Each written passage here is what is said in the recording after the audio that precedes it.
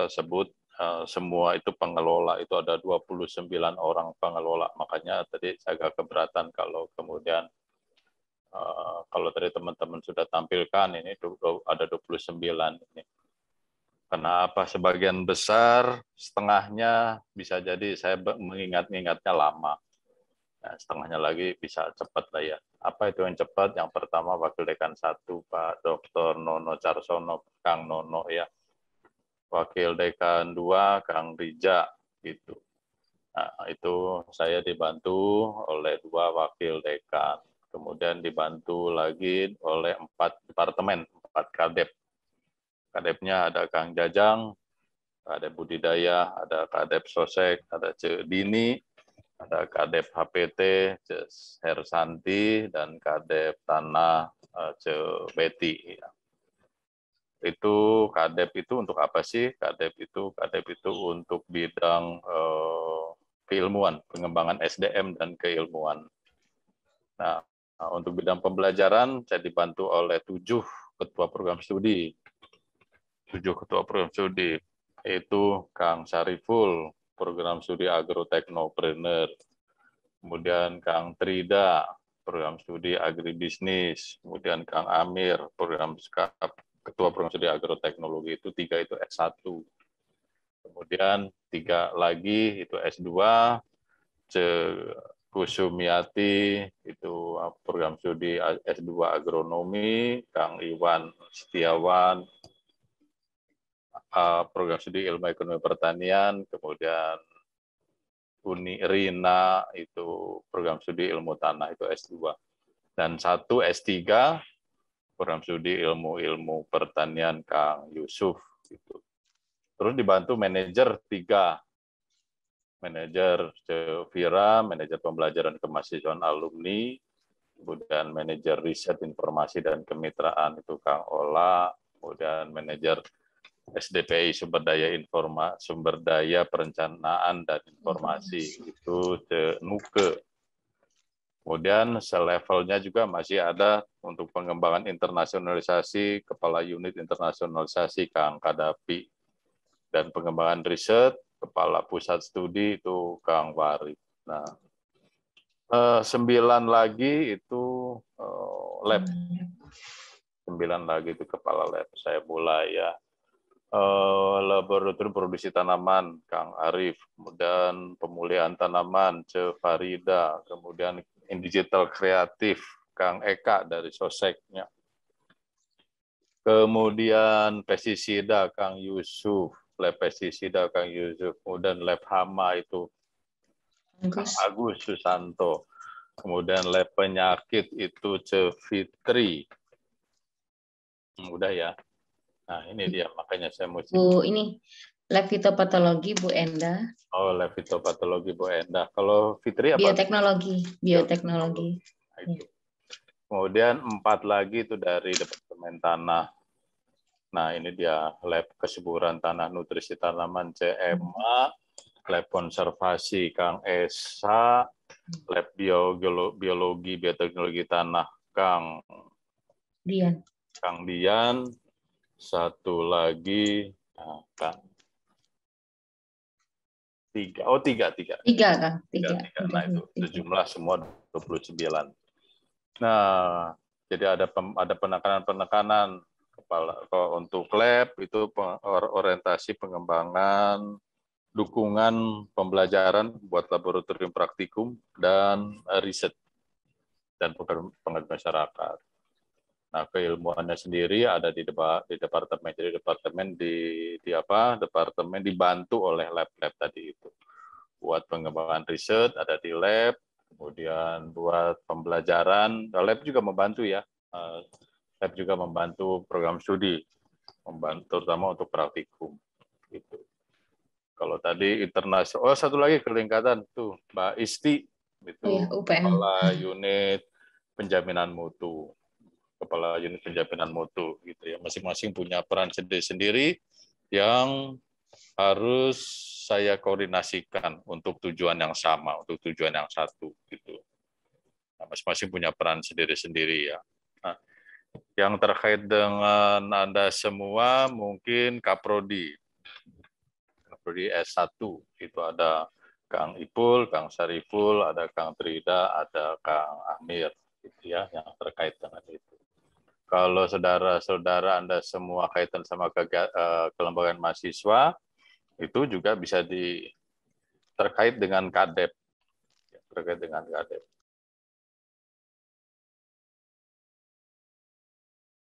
Tadi malam ada acara pengumuman PIMNAS. PIMNAS itu ajang kompetisi ilmiah mahasiswa nasional. Jadi itu ajangnya Anda untuk yang sekarang. Kalau yang Anda nggak mengikuti, itu saya khawatir itu kegiatan Anda merancang kegiatan buat 10 tahun yang lalu gitu. Maka saya katakan tadi itu sangat penting buat Anda. Saya ingin arahkan nanti ke depan 2022 ke sana. Ke sana.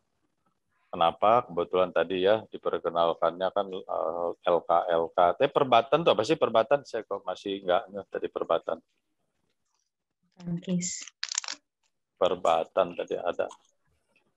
Enggak, perbatan. Bulu tangkis, Pak. Bulu tangkis. Ya. Jadi ke depan ke sana kompetisi ke sana, kompetisi ilmiah. Ya. Nah, jadi tolong nanti disampaikan ketika serah terima kepengurusan, tekankan kepada kegiatan-kegiatan keprofesian keilmiahan. Tadi yang saya tanya, Himpro, begitu Kelintan, begitu Hidrologi, itu adalah himpunan-himpunan, kelompok-kelompok mahasiswa untuk orientasi profesi keilmuan.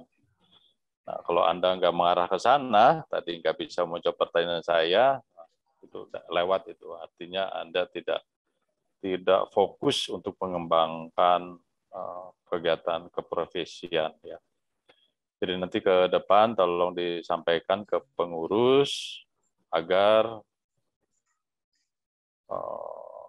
fokus ke kegiatan-kegiatan keprofesian keilmuan.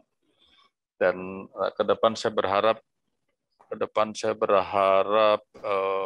setiap himpunan mengeluarkan judul-judul, mengeluarkan timnya. Setiap himpunan mengeluarkan timnya. Nah, itu adalah bentuk dari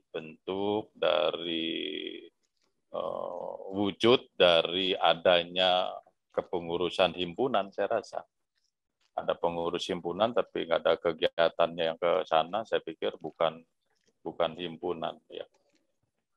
Kasihan tuh Cevira tuh sendiri saja dia. Sendiri aja dia. Gitu ya, sendiri itu dalam arti beliau kerja sendiri tanpa ada sambut bergayung bertepuk sebelah tangan dengan mahasiswa. Mahasiswanya malah mahasiswa dari luar fakultas. Begitu Cevira ya? Iya, mungkin sedikit ini Ya, bercerita Pak Dekan. mahasiswanya adalah mahasiswa dari luar fakultas, gitu, dari farmasi, dari psikologi, dari MIPA, gitu. Mahasiswanya dari kita nggak ada, kasihan, gitu ya. Jadi maka ke depan saya ingin arahkan nanti ketika nanti ada pengurus baru boleh, nanti ada perkenalan ketua-ketua LK, masing-masing nanti memaparkan programnya, nanti dari saya juga paparkan programnya terkait dengan pengembangan kemahasiswaan. Nah, jadi kita sejajar ya, sharing gitu. Sejajar sharing gitu ya. Nah, seperti itu barangkali kalau tadi nanti juga akan saya dorong-dorong penanggung jawabnya. Nanti juga pada kesempatan ini saya minta Anda apabila ada yang penanggung jawab atau pembina yang tidak mengarahkan kepada arah yang sesuai gambaran yang saya berikan, nanti ya kita akan kita akan evaluasi. Kalau enggak, nanti mahasiswa mau dibawa kemana begitu. Ya, mahasiswa itu diarahkannya ke ilmiah, kreatif, bukan untuk menjalankan pesanan-pesanan tertentu gitu ya. Nah, seperti begitu.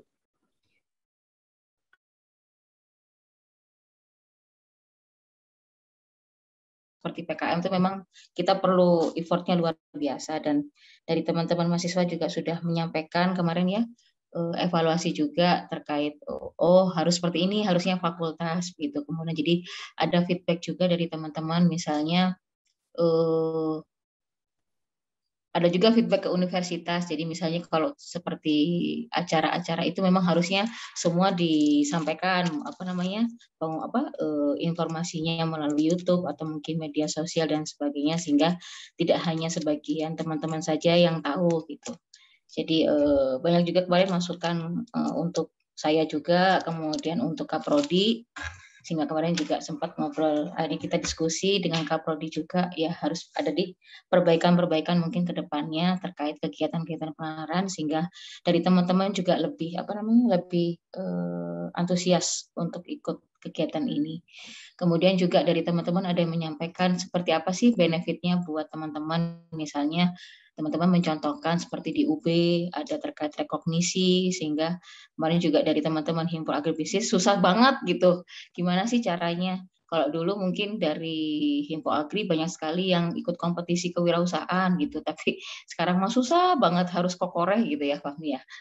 Harus susah banget, padahal sebenarnya potensinya banyak. Jadi banyak juga yang menanyakan kebijakan terkait seperti apa sih rekognisi, misalnya kok teman-teman misalnya ada yang menang kompetisi A, kompetisi B itu seperti apa pengakuan baik dari fakultas maupun universitas. Jadi itu beberapa hal yang memang sehingga itu secara tidak langsung nanti bisa membuat teman-teman lebih antusias untuk ikut kegiatan seperti ini. Jadi mungkin nggak hanya sekedar medali. Jadi kemarin nanti kita akan coba, kemarin karena kita sampaikan juga, kita akan coba merancang lokakarya begitu kemahasiswaan, sehingga nanti semuanya bisa ikut di sana, menyampaikan banyak hal baik dari dosen, kemudian teman-teman di himpunan, di BEM, BPM, kemudian di LK dan sebagainya, sehingga sama-sama bisa ke arah ke depannya itu biar sinergis gitu antara program kerja yang di fakultas kemudian dengan program kerja di teman-teman, sehingga nanti bisa sesuai harapan yang kita inginkan. Itu sih tambahannya Pak Dekan.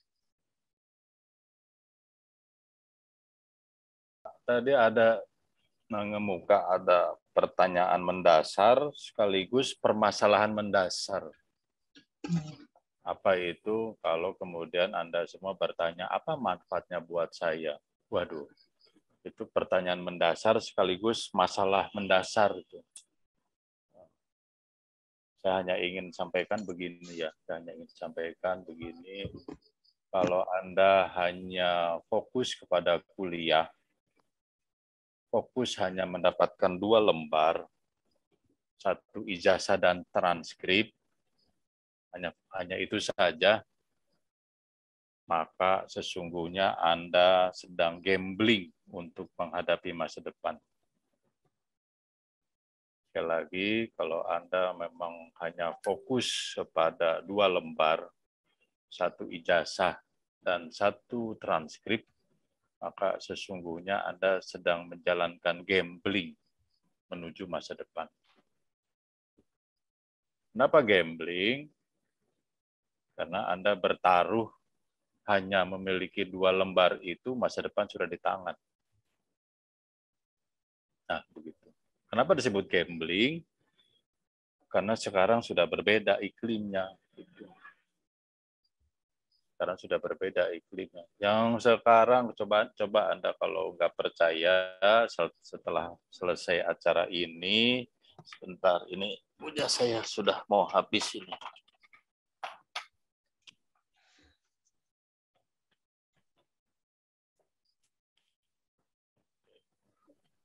Kalau nggak percaya, setelah acara ini Anda buka deh itu website. Anda buka website perusahaan-perusahaan ternama di bidang pertanian. Anda buka saja, Anda baca, bukan usah dipelajari, baca saja.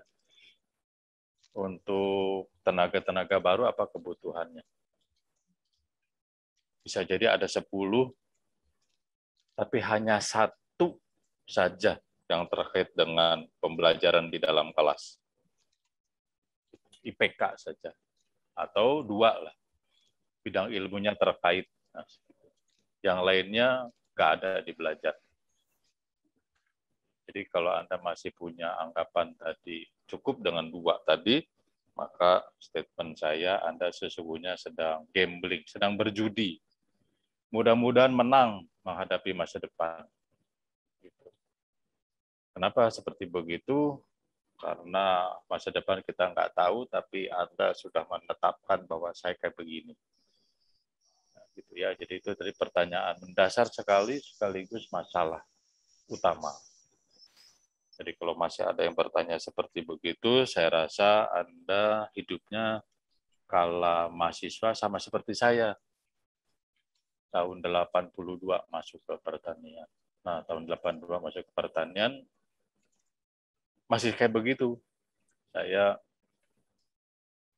di BEM, sekarang rumah Senat ya. Saya di Senat, Senat bidang A, bidang pendidikan, ketua bidang pendidikan. Saya juga ketua himpunan agronomi, Himagro. Saya juga yang membentuk forum komunikasi Himagri. Nah, dulu kayak begitu, buat apa kita rame-rame ikut?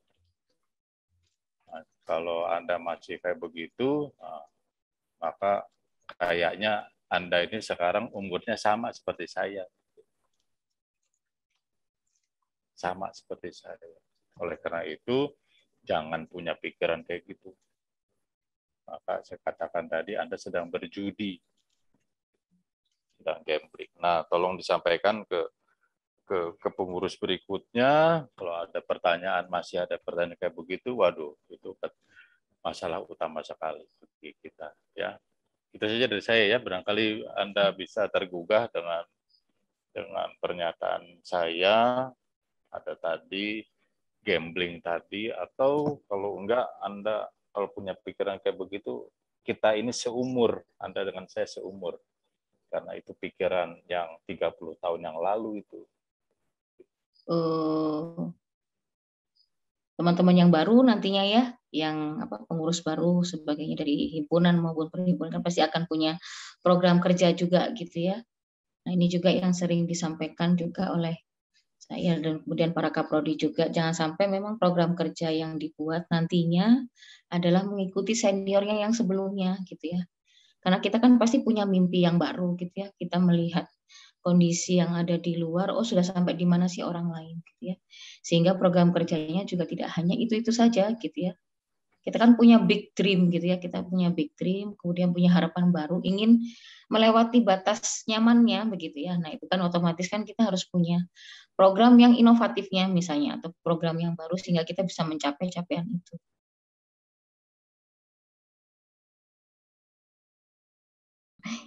Iya, kalau untuk lokakarya, kami sedang ngobrol dengan para kaprodi ya, Rahmat ya. Jadi memang kita akan coba laksanakan sehingga pada saat teman-teman kan Desember ya, teman-teman ya, Desember ya, pergantian Desember ya. Nah, pada saat Ya, itu betul, kita Ibu. sudah melakukan lokakarya sehingga memang dulu kan kita sempat mengharapkan ada sinergisme ya dari kegiatan teman-teman, kemudian kita dan harapan-harapannya, sehingga nanti pada saat lokakarya itu jadi muncul, jadi grand design kita itu merupakan masukan juga dari teman-teman dan juga memang harapan dari fakultas ya, karena fakultas juga punya capaian-capaian yang harus diraih, kemudian teman-teman juga gitu ya. Itu sih Rahmat ya. Biasanya berapa lama setelah tersusun kepengurusan, terus menyusun program kerja? Program kerja. Biasanya sebulan, Pak. Kalau ya sebulan berarti di Januari akhir menjelang Februari pertengahan baru bisa optimal gitu. Bisa mulai gitu. Optimal itu maksudnya gimana? Jadi kan kayak sudah ada anggota-anggotanya sudah menyusun program kerja apa yang akan dijalankan begitu, Pak. Soalnya jika di apa kan tadi Lokakarya akan dimulai pada saat Desember, mungkin Desember ke peralihan ke Januari. Di situ baru terpilih ketua-ketuanya saja gitu, Pak. Jadi per Desember itu ketua ya terpilih ya. Iya betul. Terus pengurus kapan terpilih? Januari, Pak. Januari kapan? Awal, tengah, akhir? Januari di minggu ketiga menjelang akhir, Pak. Gitu. Oke, kalau gitu plotting Cevira akhir Februari atau awal Maret kita Lokakarya. Ya. Setelah pengurus lengkap ya, Kang Dekan? Bukan. Oh, enggak, salah. Atau sebelum hari? Bukan begini. Jadi akhir Desember ada ketua, akhir Januari terbentuk pengurus. Nah, jadi teman-teman punya waktu 1 bulan buat menyusun program kerja. Nah, jadi itu akhir Februari atau awal Maret. Jadi kita ketemu Lokakarya saat teman-teman sudah punya program kerja. Dan kami juga di fakultas, kami juga sedang, Cevira ini sedang menata program kerja, kami juga nanti per Desember itu kami juga sudah punya program kerja. Iya. Coba kita sinkronkan. Cuma mungkin ini Pak Dekan, di bulan Maret awal ya, kalau nggak salah teman-teman harus input di SIAP ya Pak Dekan. Jadi itu yang nanti harus itu siap, arti sebelumnya. Iya, berarti memang harus di Februari pertengahan atau jadi kita masih ada waktu misalnya ternyata memang program yang ini kurang pas atau apa sehingga ada proses revisi dan sebagainya. Tolong aja dipantau. Jadi penyusunan program kerja itu bisa cepat. Kemudian pengisian ke SIAT kapan begitu. Nah, sehingga sebelum fix kita coba Lokakarya dulu. Kita coba selaraskan antara program kerja fakultas dengan LK. Nanti LK karena banyak ini ada BEM-nya, ada LK gitu. Nanti kita buat komisi-komisi. Ada komisi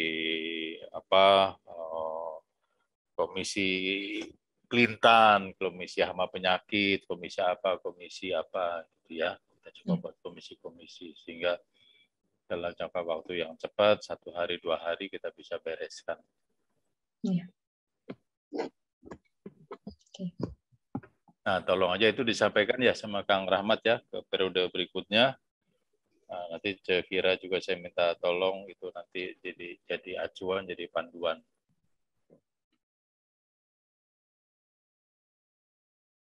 Ya, kalau dari saya mungkin nanti setelah adanya Lokakarya juga komunikasi antar dekanat sama LK mungkin khususnya BEM atau himpunan juga lebih erat lagi gitu. Jadi tidak ada miskomunikasi informasi. Jadi ketika LK sudah berbuat ini, dekan sudah tahu atau gimana gitu. Jadi tapi kan mungkin tadi dengan adanya Lokakarya juga meminimalisir ya miskomunikasi gitu. Jadi dekanat tahu nih himpunan ini programnya seperti ini, himpunan A seperti ini gitu. Jadi mungkin itu aja paling komunikasi aja. Terima kasih.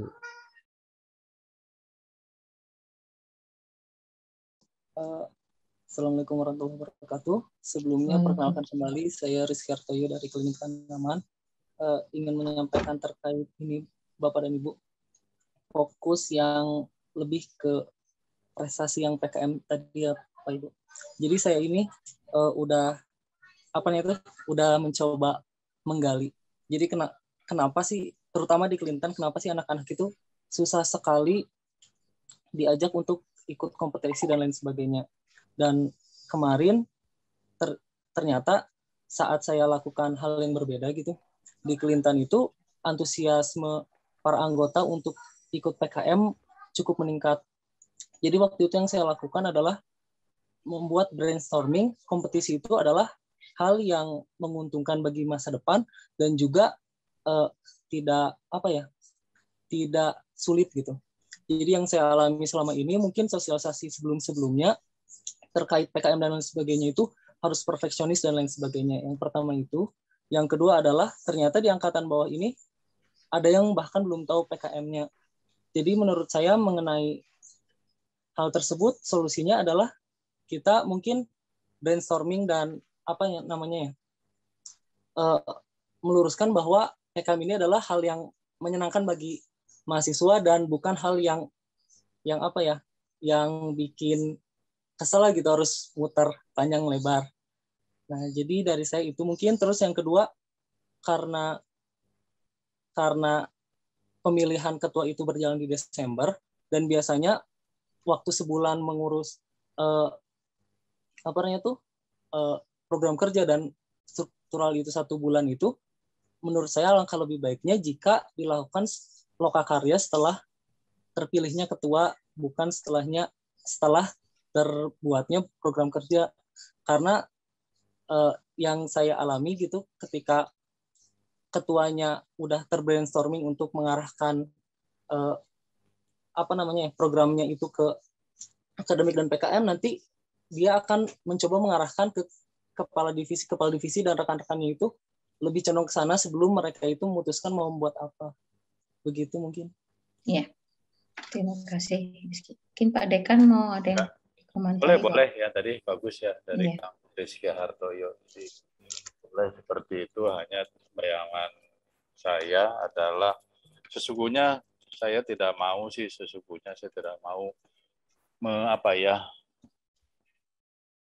tidak mau mencuci otak. memaksakan. Sebetulnya saya tidak mau memaksakan. Maka dari itu tadi silakan susun dulu. Tapi boleh juga seperti itu. Tapi dalam konteks jangan dianggap kemudian kami menjejali, memaksakan diri, ya. Seperti begitu kondisinya. Karena pada dasarnya begini, yakinkah Anda, Kang Rizky, atau semua Kang Rahmat dan yang lain, kita ini sesungguhnya yang kita kelola, objek yang kita kelola ini sama, betul nggak?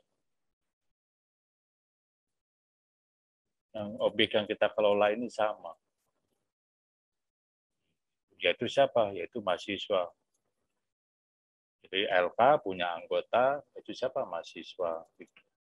Sama. Jadi kalau seperti begitu ya kita harus memberikan gambaran, mempunyai arah yang sama. Kalau enggak nanti enggak jadi apa-apa kita. Mahasiswa kita yang tadi objek kita itu enggak jadi apa-apa nanti. Nah, begitu ya. Jadi boleh ya tadi ya Kang Rizky, nanti kita coba lihat, nanti saya minta Vira buat memantau seperti apa. Jadi itu alternatif, jadi tidak usah menunggu sampai tersusun apa tadi program kerja, tapi tadi titipan saya jangan dianggap itu nanti menjadi paksaan, menjadi arahan yang harus diikuti. Ya. Tapi pandanglah tadi bahwa kita ini sesungguhnya punya objek pengelolaan yang sama, yaitu mahasiswa. Dan kita ini ada berdua, bertiga bersama-sama, kita mesti selaras, kalau enggak jadi nih objek kita ini. Ya. Itu satu ya.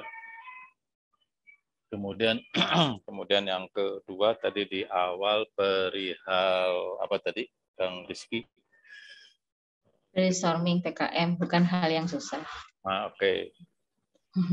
Kalau yang selama ini di Kelintan kegiatannya apa, Kang Rizky? Yang terkait dengan perlombaan, Pak? Kegiatan di Kelintan. Oh, kalau di Kelintan sih ada kegiatan seperti pengabdian gitu, Pak. Dan juga ada sekolah-sekolah untuk keilmuan tapi khusus hama dan penyakit, Pak. Jadi kelas-kelas tambahan seperti itu, Pak. Ya, coba beralih ya, karena beralih. Jadi beralih coba ke penguatan penalaran profesi dan keilmiahan. Apa dasarnya tadi saya bilang tadi ya, kalau Anda masih berorientasi kepada 2 lembar cari kertas itu menurut saya sih gambling ya, Anda sangat-sangat mempertaruhkan ke situ, sangat-sangat riskan. Jadi, nah pertanyaan yang bisa saya jelaskan berikutnya, tahukah Anda mahasiswa dari mana saja itu yang menang. Gitu. Ya, mahasiswa dari mana saja yang menang. Kalau boleh saya bilang, itu bukan dari universitas-universitas kecil terbelakang, bukan. Jadi kalau ada dari sana memang belum terbentuk. Dari universitas-universitas kecil terbelakang memang belum terbentuk iklim ini. Kalau kemudian Anda memang belum membentuk, berarti sama Anda itu. Unpad itu sama dengan universitas terbelakang, terpencil, terbelakang. Jadi yang menang itu universitas besar. Jadi kalau begitu saya ingin coba sederhanakan, jangan ragu tentang manfaat yang akan diperoleh. Nah, pertanyaannya, apakah Anda mau ikut yang kegiatan kemahasiswaan di universitas-universitas kecil, terpencil, terbelakang? Kalau Anda nggak mengarah ke kegiatan penalaran profesi ilmiah, ya modelnya kayak begitu nanti itu. Ya, itu yang universitas besar tuh UGM, tambahin ya Fir ya, Cevira ya, UGM, IPB, Unibro, ITB, UTS, nah gitu. Universitas-universitas besar. Jadi jangan ragu lagi, jangan bertanya lagi, langsung saja masuk bahwa itu manfaatnya ada, buktinya itu tadi.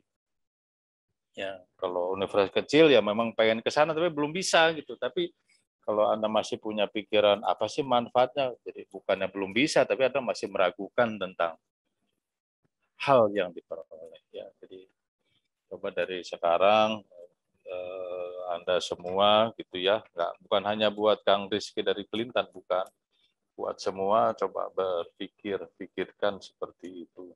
Ya. Pikirkan seperti itu. Memang tadi kata Cevira ada beberapa permasalahan, tapi saya akan coba menguraikan satu persatu. Nah, ini ketemu dengan teman-teman mahasiswa, ya porsinya itu saya akan bangun. Nanti saya ketemu dengan Kaprodi, saya sudah sampaikan ke Cevira, nanti saya akan undang Kaprodi, saya mau tantang. Katanya Kaprodi Kadep ya, Kaprodi Kadep katanya penanggung jawab mana sih? Gitu. Nanti ada lagi dosen-dosennya, sebagai pembimbing ya, sebagai pembimbing. Nanti juga itu urusan saya coba saya selesaikan. Jadi satu persatu saya selesaikan, saya coba koordinasikan. Tapi perihal tadi pertanyaan itu jangan ragukan lagi. Saya itu masalah utama, itu masalah besar kalau Anda punya pikiran kayak begitu ya. Ya, begitu. Ada yang tersisa enggak, Kang Rizky? Jawabannya ada yang belum terjawab? Udah? Belum? Udah ya? Sepertinya sudah, ya. Ya, maka. Terima kasih, Kang Dekan. Jadi, ya memang mungkin saya sedikit menambahkan juga, Rizky. Jadi memang iya sih, brainstorming untuk PKM itu memang jangan terlalu mengerikan. Tapi memang harus dipahami juga, proses PKM itu memang jauh, gitu ya. Prosesnya panjang, gitu. Sehingga memang kita harus memberi. Jadi memang orang yang mental pemenang lah yang memang nanti akan bertahan di situ, gitu ya. Karena di situ memang kita nggak bisa bermain judul-judul yang standar, tidak bisa, gitu ya. Sisi kreativitasnya sangat tinggi dan itu memang kita harus tahu, gitu ya. Kita harus mengerti, memahami proses perjalanannya panjang. Itu harus kita bisa sampaikan juga. Tapi memang tadi yang sudah disampaikan oleh Pak Dekan, kita akan bisa mengerti lah. Benefitnya itu akan luar biasa buat kita, gitu ya. Tempaan apa yang bisa kita rasakan itu beda sekali, gitu ya, setelah kita memang menjalani. Tapi kita nggak boleh berhenti di tengah-tengah, gitu ya. Jadi kalau terkadang juga bagus juga kita memberikan hal yang ini mudah loh, gitu. Tapi kita juga perlu sampaikan ini memang butuh perjalanan yang panjang. Kalian harus seperti ini prosesnya, butuh komitmen yang tinggi. Kalau tidak juga kita tidak akan jadi apa-apa, gitu ya. Itu perlu nanti kita akan sharing juga ya video tadi malam itu banyak sekali kampus-kampus yang sudah UNRI itu sudah masuk jajaran 20 besar ya, gitu ya. Universitas Riau, kemudian Unhas sudah di peringkat 7 ya, dan kita di Unpad masih peringkat 16 ya. Unpad masih peringkat 16 walaupun memang tahun lalu kita terlempar di 30 ya. Gitu. Jadi itu tadi butuh mental-mental seperti itu untuk ya gitu ya tadi ya.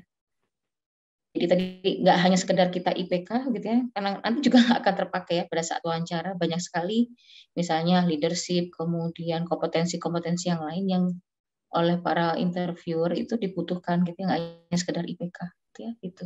Sudah berbeda zamannya, jangan zaman saya mungkin masih seperti itu gitu ya. Pada saat sekarang mereka seringkali kadang-kadang tertarik, oh pernah menang PKM atau pernah menang kompetisi apa, itu yang menjadikan apa ya daya tarik buat mereka untuk merekrut gitu ya sebenarnya seperti itu. Izin menjawab Pak Dekan. Ya.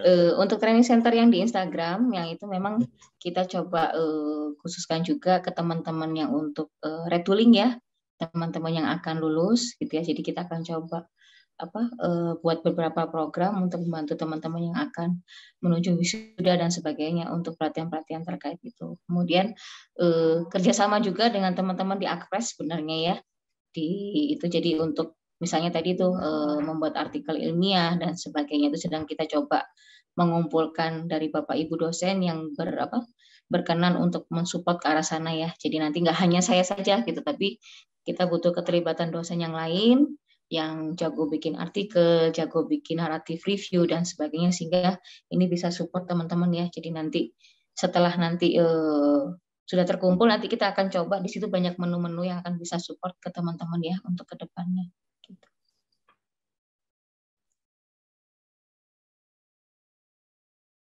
Ya Bu, sebelumnya perkenalkan nama saya Rahma dari Himagro.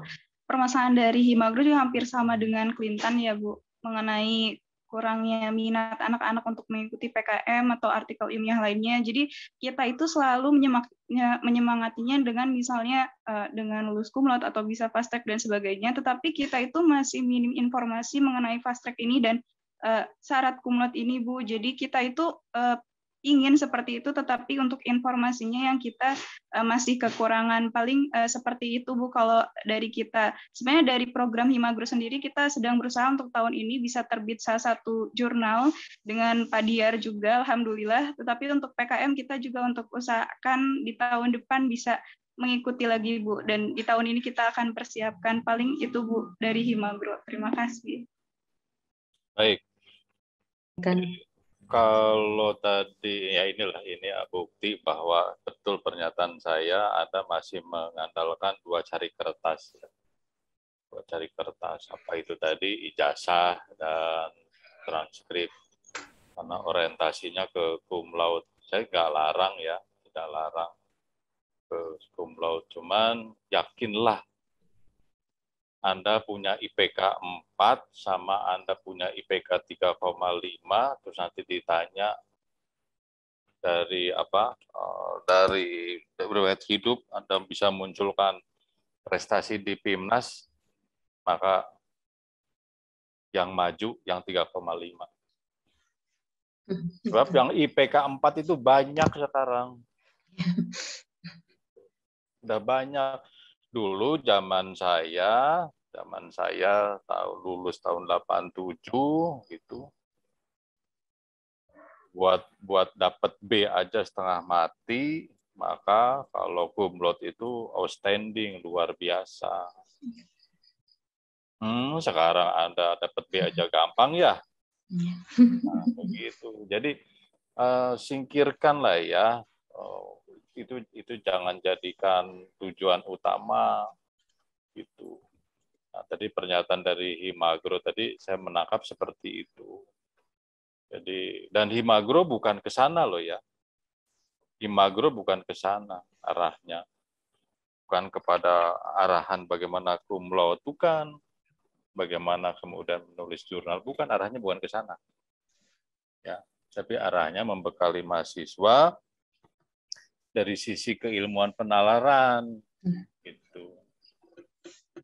Nah, itulah kemudian ya saya menangkap tadi ya.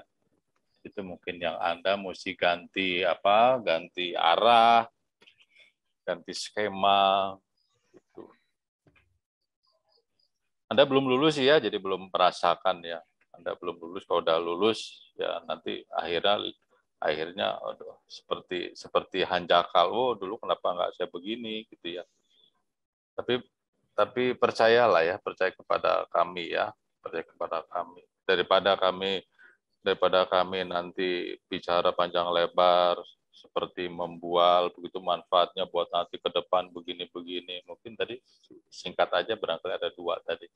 Kalau Anda masih mengandalkan 2 lembar ijazah dan transkrip yang tadi ditunjukkan dengan jurnal ilmiah dan cum laude, maka Anda itu gambling sesungguhnya.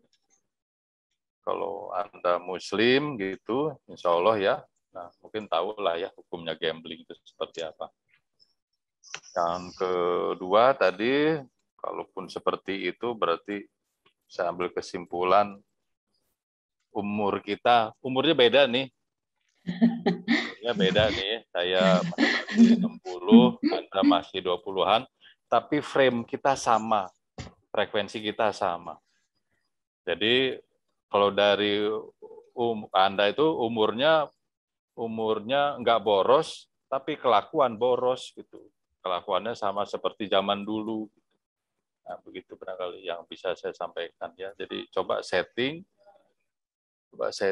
bahwa pemikiran Anda umur sekarang 20, 21 itu ya memang buat ke sana, buat ke depan 20 tahun lagi gitu. Jangan punya pikiran seperti yang kami kalau kami masih mahasiswa. Ketika kami masih mahasiswa, iya mikirnya begitu, gimana dapat B itu ya, gitu. Mikirnya seperti itu. Karena zaman dulu, boleh tanya lah ya, zaman dulu dapat sarjana itu 10 tahun. Dapat sarjana itu, udah lulus sarjana itu dicari. Dicari sudah. Nah, sekarang Anda yang cari. Gitu. Maka dari itu alat kompetisinya apa? Maka dari itu ya, tadi saya bilang ya, coba selesai dari sini Anda buka itu Astra, Anda buka lagi itu apa Unilever, buka deh. Itu kelihatan itu. Dari 10, dari 8, hanya 1 yang terkait sama perkuliahan, IPK saja. Atau mungkin 2, bidangnya sejenis, lainnya udah bukan lagi. Dari mana itu? Bukan dari perkuliahan. Jadi saya, Dekan, bukan ingin mengajak-ngajak Anda lupakan perkuliahan, bukan. Tapi ada sesuatu yang harus juga Anda capai, gitu. Anda capai. Yang Anda capai itu bukan ada di dalam perkuliahan, tapi ada di dalam kegiatan kemahasiswaan. Gitu.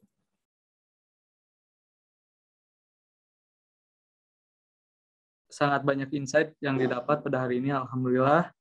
Dan mohon maaf juga kalau selama ini banyak salah Ibu, memang dari pemilihan diksi ataupun bagaimana kami cara menyampaikannya. Saya meminta mohon maaf Ibu kepada Bu Fira, Pak Medi yang ada di sini. Nah, alhamdulillahnya mungkin kedepannya untuk kebaikan kita bersama juga, mungkin dari kami banyak evaluasi yang harus dievaluasi dan nantinya semoga harapannya bisa mencapai tujuan bersama dan yang lebih baiknya KMFP lebih baik gitu. Oke, alhamdulillah. Turnuhun.